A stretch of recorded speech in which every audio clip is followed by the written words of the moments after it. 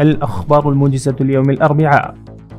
قال المساعد الاقتصادي لرئيس الوزراء الملا عبد الغني برادر في مؤتمر العلاقات التجارية والاقتصادية الأفغانية إن الإمارة الإسلامية تقدم جميع أنواع التسهيلات للمستثمرين ورجال الأعمال الأجانب والمحليين لأجل النمو الاقتصادي والتجاري وتدعمهم بشكل كامل.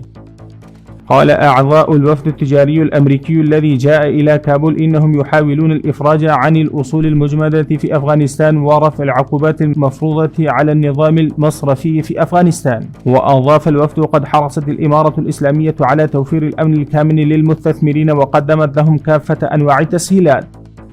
قال وزير الإعلام والثقافة الملا خير الله خيرخواه في اجتماع تحت عنوان شعب مزدهر ونظام مسؤول في مدينة فيضاباد إن أهالي الأعزة بإقليم بدخشان ساهموا في دحر الغزاة وهزيمة الاستعمار ولا تنسى جهودهم في التاريخ لتحقيق استقلال البلاد.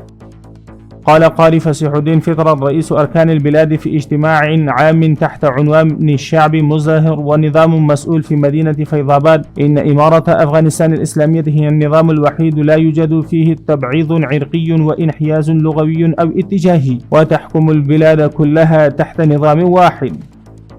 قال الشيخ عبد الباقي حقاني رئيس هيئة الامتحانات الوطنية تم منح 4 ساعات للمشاركين في امتحان القبول هذا العام لحل مشكلة ضيق الوقت.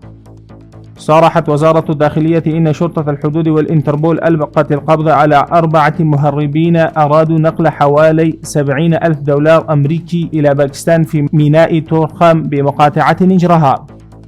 بدأوا بناء مصنع لمعالجة فحم الكروميت بتكلفة 85 مليون أفغاني في منطقة محمد آغا بمقاطعة لوجار.